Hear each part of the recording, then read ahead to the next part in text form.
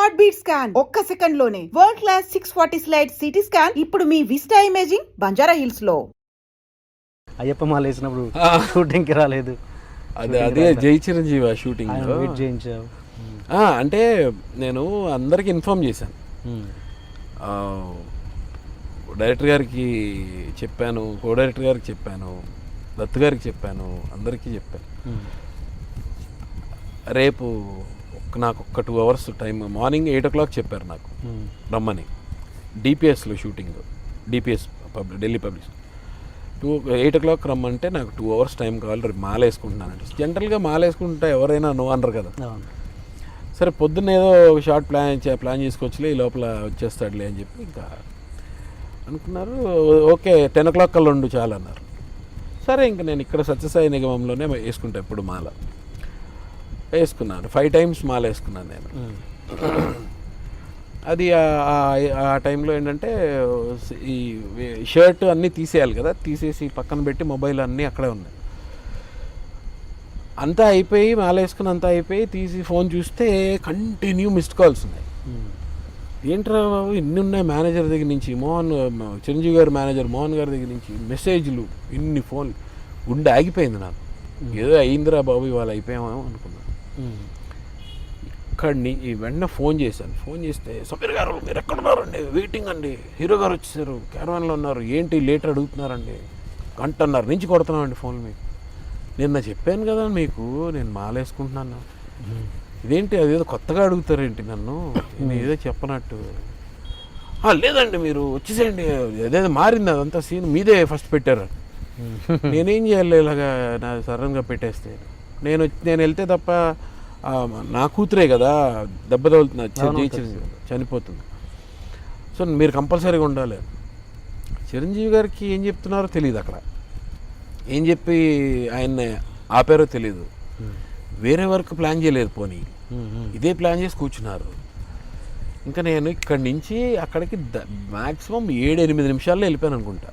ఆ టైంలో 10 o'clock time. ఎలా వెళ్ళానో తెలియదు. వెళ్ళిపోయి అక్కడ వెళ్ళంగానే దత్తుగారు వాళ్ళందరూ ఎదురుగా నించున్నారు. వెళ్ళండి వెళ్ళండి వెళ్ళండి ఫాస్ట్గా వెళ్ళండి. కటకటకటకటకటక డ్రెస్ వేసుకున్నాను, మార్చుకుని వెళ్ళిపోయారు. వెళ్ళిన తర్వాత మిగిలిన ఆర్టిస్టులు అందరూ జస్ట్ నెక్స్ట్ ఉరిశిక్ష చేసేవాడు ఇలా వెళ్తుంటే ఎలా చూస్తారు పాపం అండి, వాడి అమ్మాయి చచ్చిపోతున్నాడు అని చూస్తారు కదా, అలా చూస్తున్నారు అందరు నా పక్క జాలిగా.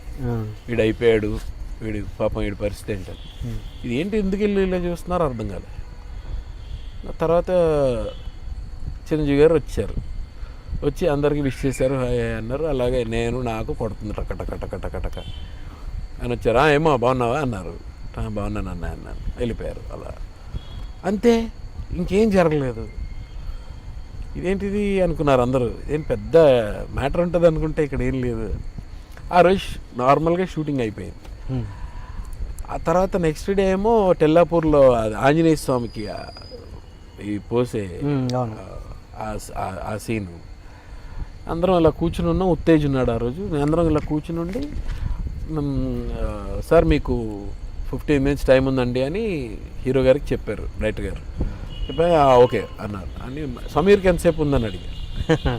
నా గురించి ఆయన ఎందుకు అడుగుతారు అనుకున్నా. టక్కునే ఆయన మీతోటే ఉందండి 15 minutes టైం ఉందండి. సమీర్ ఒకసారి నాతో రామ్మా. అక్కడి నుంచి క్యారవాన్ దగ్గర నడిచే లోపల నా లోపల 1,000,000 వీణలు, ఇంక మృదంగాలు, ఇంకో అలలు, ఇది చెట్లు ఇలా ఊగడాలు, ఈ పక్షులు ఆగిపోవడాలు, ఇవన్నీ షాట్లు. సరే వెళ్తే క్యారవాన్ దగ్గరికి వెళ్ళి కుర్రాడు ఉంటే అక్కడ దత్తు గారు వచ్చిన లోపల పంపించొద్దు 10 నిమిషాలు అన్నారు. అయిపోయింది ఫినిష్ అనుకున్నాను. వెళ్ళాం లోపలికి. ఓన్లీ ఆయన నేనే కూర్చున్నాను. నాకు అసలే ఆయన అంటే నాకు పిచ్చి. నేను ఆయన దగ్గర ఎదురుగా కూర్చుని అక్కడ ఉంటే నాకు ఏం మాట్లాడాలో అర్థం కావట్లేదు. ఏమ్మా ఏం జరుగుతున్నాయి, ఏం చేస్తున్నావు, ఇంకా ఏవో చెప్పాను. చెప్పి ఏం లేదు, నాకు నేను వర్క్ చేసే అట్మాస్ఫియర్లో నాకు ఏదైనా చిన్న కన్ఫ్యూజన్ ఉన్న ఒక వ్యక్తి, అది ఏదన్నా సరే నా క్లారిటీ లేకపోతే నేను వర్క్ చేయలేను. చిన్న నీ విషయంలో కన్ఫ్యూజన్ ఉండి నేను పిలిచాను అన్నారు. అయ్యో ఏం చెప్పండి అన్నాను. నువ్వు నీ పేరు సమీర్ అంటావు, నువ్వు తెలుగు స్పష్టంగా మాట్లాడతావు, మాల వేసుకుంటావు, అయ్యప్ప మాల ఏదో వేసుకున్నావు కదా నిన్న. అవునన్నా. ఏం అర్థం కావట్లేదు, ఎక్కడ దేనికి సింక్ లేదు, పొంతం లేదు. ఏంటి మ్యాటర్ అంటే అమ్మయ్యా అని ఊపిరి పీల్చుకొని నిన్న లేట్ అయినందుకు కాదనమాట, అయితే ఓకే అని చెప్పి అప్పుడు చెప్పాను. మా మదర్ బ్రాహ్మణ్ అన్న, అయ్యో బాబోయ్ ఏంటి నార్త్ పోల్ సౌత్ పోల్, బాబా లక్కీ ఫెలో నువ్వు, మంచి బ్రాండ్ నువ్వు, బ్రీడ్ అన్నారు. ఆయన తర్వాత ఈ విషయం అసలు నా లైఫ్లో మర్చిపోలేని ఇన్సిడెంట్. అన్నయ్యతోటి ఇవి జరగడం వల్ల అన్నయ్యతో కూర్చున్నంతసేపు మాట్లాడి చాలా సరదాగా ఇదైపోయాయి. అప్పుడు ఎలా కలిశారు, మమ్మీ డాడీ ఎలా కలిశారు, ఇది అది అన్నీ. అలా తర్వాత నా కొడుకు పుట్టిన తర్వాత కూడా రామ్ చరణ్ ఏదో చెప్పాడంట, చాలా బాగుంటాడు డాడీ వాళ్ళ అబ్బాయి ఇదేదంటే, ఒక మ్యారేజ్లో ఫోటోగ్రాఫర్ని పిలిపించి నాకు వీడితో ఫోటో కావాలని వాడిని ఎత్తుకొని వాడితో ఫోటో తీయించుకొని ఇలాగా జరిగింది అక్కడ. ఓకే, ఇది ఇప్పుడు వస్తున్న జనరేషన్ ఆర్టిస్టులకి, సీరియల్ ఆర్టిస్టులకి, మీ తరం ఆర్టిస్టులకి ఏంటి డిఫరెన్స్ అంటే నాకు తెలిసి అంటే నేను ఈ మధ్యలో చూస్తున్నాను అంటే వాళ్ళు ఏంటంటే ఒక సీరియల్కి వచ్చే పేరు హీరో కావచ్చు, హీరోయిన్ కావచ్చు, అందరని కాదు, కొందరు ఆ భ్రమల్లో ఉంటారు, ఆ స్టార్డమ్ ఆ భ్రమలో ఉంటారు. అదేంటో అర్థం కాదు. ఆ సీరియల్ ఆగిపోతే మీకు స్టార్డమ్ ఆగిపోద్దురా అన్న విషయం వాళ్ళకి తెలియట్లేదు. సీరియస్లీ ఆ భ్రమలో ఉంటున్నారు. వేరే ఉంటున్నాయి, ఆ బిల్డప్స్ వేరే ఉంటున్నాయి, అవి వేరే ఉంటున్నాయి. ఎందుకంటే అంటే మీ జనరేషన్లో ఎలా ఉండదు, ఇప్పుడు ఉన్నదా? ఇప్పుడు నేను అన్నది యాక్సెప్ట్ చేస్తావు? నేను అందరు కాదు, అందరూ అనట్లేదు. లేదు, అందరూ కాదు, కొంతమంది. బట్ ఏంటంటే నేను చాలా గర్వంగా, చాలా ప్రౌడ్గా చెప్తాను ఈ విషయం. ఏంటంటే అప్పుడు ఎలా ఉండేదంటే, నేను టెలివిజన్ సంగతి చెప్తున్నా, నేను ఫిల్మ్స్ అప్పుడు నాకు తెలీదు. టెలివిజన్ అప్పుడు నేను చేసేటప్పుడు ఏంటంటే ఒక షార్ట్ అదే ఒక బ్రేక్ ఇచ్చారు అంటే మేము అందరం కూర్చుని ఒకే దగ్గర కూర్చుని భోంచేసేవాళ్ళం. అందరూ ఒకే దగ్గర కూర్చుని భోంచేసేవాళ్ళం. సో మీ జనరేషన్ వాడినందుకు సారీ. మా జనరేషన్ అయింది, జనరేషన్ ఆల్మోస్ట్ 20 years అయింది కదా, 15 years అట్లీస్ట్ అయింది. సో డెఫినెట్గా జనరేషన్. అన్ఫార్చునేట్లీ ఇప్పుడు ఆ సిచ్యువేషన్ లేదు. ఇప్పుడు ఏంటంటే ఎవరు రూమ్లో వాళ్ళు కూర్చొని తినడం, ఎవరు అంటే అది మా ఇష్టం అనుకోవచ్చు, బట్ అదొక హెల్దీ అట్మాస్ఫియర్ కాదనేది నా ఫీలింగ్.